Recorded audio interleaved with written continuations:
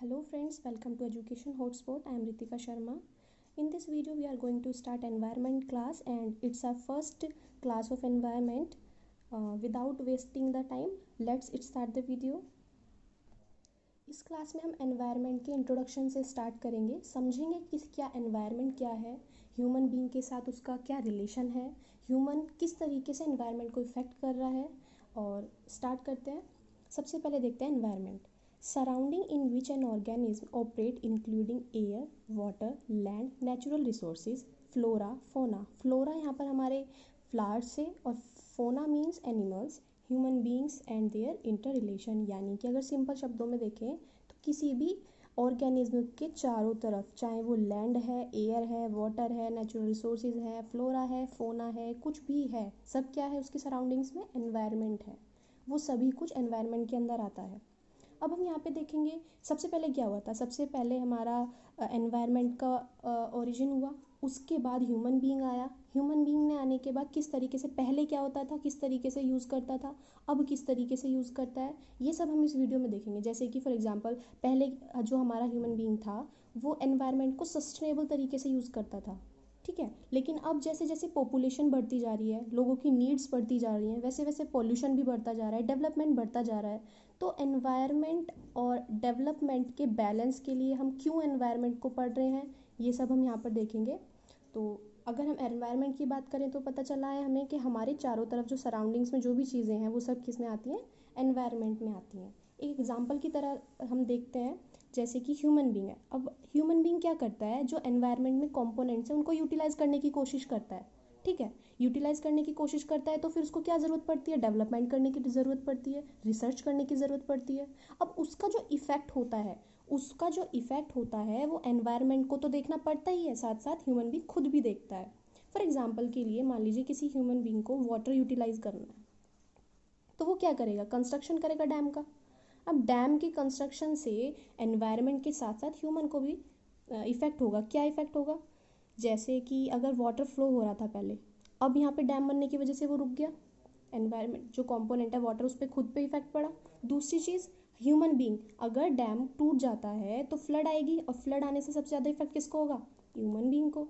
तो हमने यहाँ पर देखा किस तरीके से ह्यूमन बीइंग एनवायरनमेंट के साथ रिलेशन मतलब बना रहा है। यहाँ पर हम सबसे पहले देखेंगे origin and evolution of life prior to the appearance of the human being. अभी अभी हमने देखा कि सबसे पहले क्या हुआ था, सबसे पहले बनी थी हमारा एनवायरनमेंट, उसके बाद ह्यूमन बीइंग आया। ऐसा तो नहीं था कि पहले ह्यूमन बीइंग था उसके बाद एनवायरनमेंट बना है, नहीं ना। तो इसके लिए सबसे जो फेमस थ्योरी है वो बिग बैंग थ्योरी, आप सभी जानते हैं, हमारे सोलर सिस्टम का ओरिजिन हुआ। उसके बाद क्या था, जब हमारा अर्थ बना तो जो हमारा अर्थ प्लैनेट था उसमें क्या था, इनहॉस्पिटेबल एनवायरनमेंट था। इनहॉस्पिटेबल मतलब यहाँ पर रहा जाना मुश्किल था।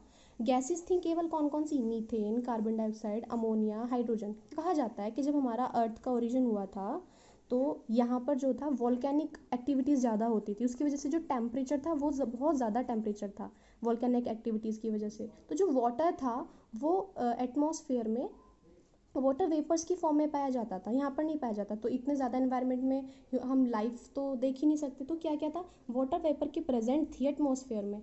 No free oxygen, free oxygen नहीं थी, अब वाटर वेपर की फॉर्म में थी, हाइड्रोजन H2O, यानी वाटर वाटर की फॉर्म में तो थी बट फ्री ऑक्सीजन नहीं थी। अब जब ऑक्सीजन नहीं होगी तो लाइफ का तो कोई सवाल ही नहीं होता, नो लाइफ।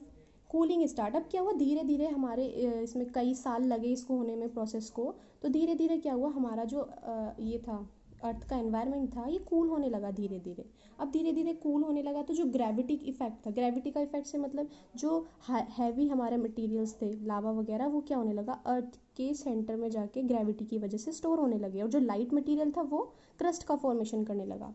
उसके बाद वाटर फैल होता, अब जो वाटर वेपर्स थी ये कहाँ, हमारे इस पे अर्थ पे, लैंड पे फॉल होने लगी। काफ़ी टाइम तक लंबी बारिश होने के बाद जो हुआ, हमारा वाटर बॉडीज़ का फॉर्मेशन हुआ और जो हमारा एनवायरनमेंट था, यहाँ का टेम्परेचर बहुत ज़्यादा था ना पहले, अब क्या हो गया, एनवायरनमेंट भी काफ़ी कूल हो गया।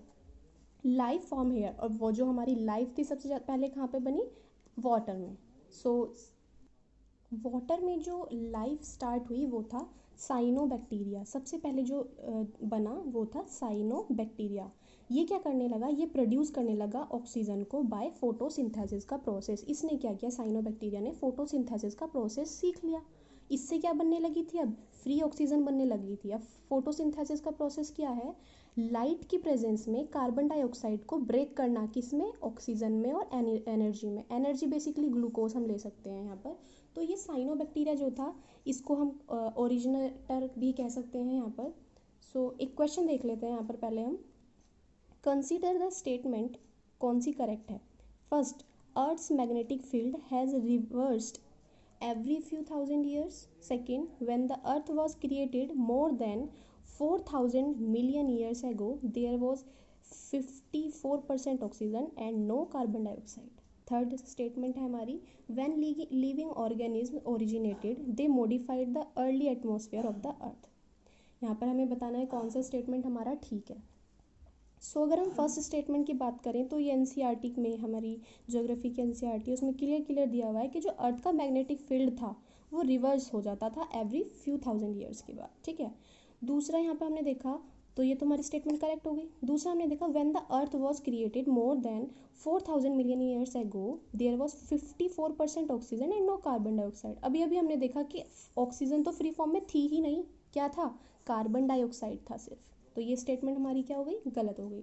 अब नेक्स्ट स्टेटमेंट जो है थोड़ी ट्रिकी है, हमें इसे समझना पड़ेगा ध्यान से। व्हेन लिविंग ऑर्गेनिज्म ओरिजिनेट, यानी जब लिविंग ऑर्गेनिज्म ओरिजिनेट हुआ, they modified the early atmosphere of the earth. इसने मॉडिफाई किया हमारे एटमॉस्फेयर को अर्थ के। अब आप एक बात बताइए, अभी हमने देखा कि पहले जो हमारी अर्थ थी वो उसका जो टेम्परेचर था वो बहुत ज़्यादा था, लेकिन धीरे धीरे कई सालों बाद हमारे जो अर्थ का टेम्परेचर था वो डाउन होने लगा, हमारी टेम्परेचर अर्थ का डाउन होने की वजह से वो कूल होने लगी। तो यहाँ पर तो ऑर्गेनिज्म नहीं थे ना, तो यहाँ पर जब ऑर्गेनिज्म नहीं थे तो ये अपना खुद से प्रोसेस हुआ है। इट मीन्स ये ज़रूरी नहीं है कि हमारे जो ऑर्गेनिज्म हैं वो ही मॉडिफाई कर रहे हैं। हाँ, अब मॉडिफाई कर रहे हैं। उसने क्या किया, पहले तो खुद ही मॉडिफाई हुआ, उसके बाद ऑर्गेनिज्म आया, जब मॉडिफाई हो गया उसके बाद ऑर्गेनिज्म आया और ये इसको ज़्यादा मॉडिफाई कर रहा है। तो ऐसा नहीं है कि ऑर्गेनिज्म ने मॉडिफाई किया है इसको। सो हमारी स्टेटमेंट सिर्फ फर्स्ट ठीक है, तो answer will be A only. अब हम यहाँ पे देखते हैं कि रिलेशन क्या है, एनवायरनमेंट का और ह्यूमन का रिलेशन क्या है आपस में। पहले क्या होता था, जो हमारा ये ह्यूमन बीइंग था कहाँ रहता था, फॉरेस्ट में रहता था, हंटिंग करता था, हारमोनी विद नेचर दिखाता था, नेचर का प्रोटेक्शन करता था, क्योंकि उसको फॉरेस्ट में रहना है, उसको उसी से फूड मिलता था। जंगल में रहता था तो घास वास ही खाता था, मतलब ये घास वगैरह खाता था, जो जंगली जानवर हुआ करते थे हंटिंग करके उनको खाता था, ये सब। डिस्कवरी ऑफ फायर, अब क्या हुआ, धीरे धीरे डिस्कवरी हो गई फायर की। फायर की डिस्कवरी होने के बाद क्या हुआ, एग्रीकल्चर इंक्रीज होने लगा। कैसे, अब वो क्या करने लगा, फायर का जैसे डिस्कवरी हुई तो वो क्या करने लगा, अपने खाने को पका कर खाने लगा।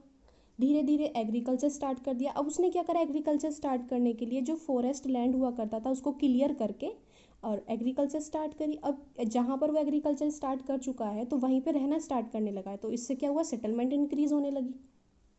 तो अब ये वाली सिचुएशन आ गई करंट की। अब क्या हो रहा है, डिफोरेस्टेशन। डिफोरेस्टेशन मतलब हम लोग फॉरेस्ट को मतलब काटते जा रहे हैं और इंडस्ट्रियलाइजेशन करते जा रहे हैं। फॉरेस्ट हमारे लिए, पहले हम देखते हैं फॉरेस्ट हमारे लिए ज़रूरी क्यों है। फॉरेस्ट क्या करते हैं हमारे लिए, कार्बन डाइऑक्साइड बनाते हैं, हमारे वो करते हैं, कार्बन डाइऑक्साइड एब्जॉर्ब करते हैं और ऑक्सीजन को रिलीज़ करते हैं, और रेनफॉल में भी हेल्पफुल होते हैं हमारे फॉरेस्ट। सॉइल इरोजन होने से बचाते हैं। फॉर एग्जांपल ये एक प्लांट है, इसकी ये रूट्स हैं यहाँ पर, तो ये रूट्स क्या है, सॉइल को बांधे रखती हैं। तो हमारे लिए फॉरेस्ट बहुत ज़्यादा ज़रूरी हो जाते हैं, लेकिन हम क्या कर रहे हैं, डिफॉरेस्टेशन कर रहे हैं, और इससे बहुत ज़्यादा प्रॉब्लम्स देखने को मिल रही हैं, जैसे सॉइल इरोजन की प्रॉब्लम हो जा रही है, ऑक्सीजन की प्रॉब्लम हो जा रही है, ये सारी चीज़ें, जो फ्रेश ऑक्सीजन है वो हमें नहीं मिल पा रही है। ट्रांसपोर्टेशन, धीरे धीरे ट्रांसपोर्टेशन बहुत ज़्यादा इंक्रीज़ होता जा रहा है, तो उससे हमारा एनवायरनमेंट बहुत ज़्यादा इफेक्ट हो रहा है।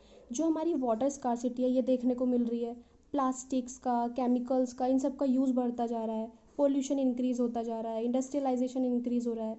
तो हमने देखा किस तरीके से पहले जो ह्यूमन बीइंग था वो किस तरीके से एनवायरनमेंट को पहले सेव कर रहा था, लेकिन धीरे धीरे जैसे जैसे उसकी नीड्स इंक्रीज़ होती गई वैसे वैसे उसने क्या करना स्टार्ट कर दिया, एनवायरनमेंट को जो यूटिलाइज़ करने के लिए उसको इफेक्ट करने लगा, गलत तरीके से नेगेटिव इफेक्ट डालने लगा हमारे एनवायरनमेंट पर। अब क्या होने लगा कि एनवायरनमेंट को जो सबसे ज़्यादा हार्मफुल इफेक्ट डाल रही है वो डाल रही है प्लास्टिक। सो अभी काफ़ी दिनों से न्यूज़ में भी थी, बैन कर रही थी हमारी गवर्नमेंट प्लास्टिक को। तो 1965 में क्या हुआ था, स्टेफ गुलताफ बर्थुलिन थे, इन्होंने क्या किया, फर्स्ट पॉली बैग डिज़ाइन किया। इन्होंने, ये यूरोप कॉन्टिनेंट के बंदे थे, इन्होंने क्या करा, फर्स्ट पॉली बैग डिज़ाइन किया। तो जो यूरोप की एक कंपनी थी सेलोप्लास्ट, यूरोप में एक कंपनी थी सेलोप्लास्ट, इसने क्या करा, इसका प्रोडक्शन करना स्टार्ट कर दिया। अब 1987 तक आते आते जो हमारा यूरोप कॉन्टिनेंट था उसका 80% एरिया, पूरा पॉपुलेशन जो थी वहाँ की, वो क्या करने लगी थी, प्लास्टिक का यूज़ करने लग गई थी। अब जो प्लास्टिक होती है आपको पता है पॉलीमर से बनी होती है, इनको कभी भी डिस्ट्रॉय भी नहीं किया जा सकता, और ये क्या करते हैं, पॉल्यूटेंट्स इंक्रीज करते हैं, तो इनको ना तो डिस्ट्रॉय किया जा सकता है, और एनवायरनमेंट में क्या करते हैं, पॉल्यूटेंट्स को इंक्रीज करते हैं। सो हुआ क्या, जब ये चीज़ देखने को मिली कि इससे बहुत ज़्यादा एनवायरनमेंट को नेगेटिव इफेक्ट डाल रहा है हमारे एनवायरनमेंट पे, तो 1997 में क्या हुआ, हमारे चार्ल्स मूरे नाम के एक लोग इंसान था, चार्ल्स मूरे, कौन थे, चार्ल्स मूरे, इन्होंने क्या करा, देखा कि ये सबसे ज़्यादा इफेक्ट किस पर डाल रही है, एक्वेटिक एनिमल्स पर इफेक्ट डाल रही है। कौन, प्लास्टिक।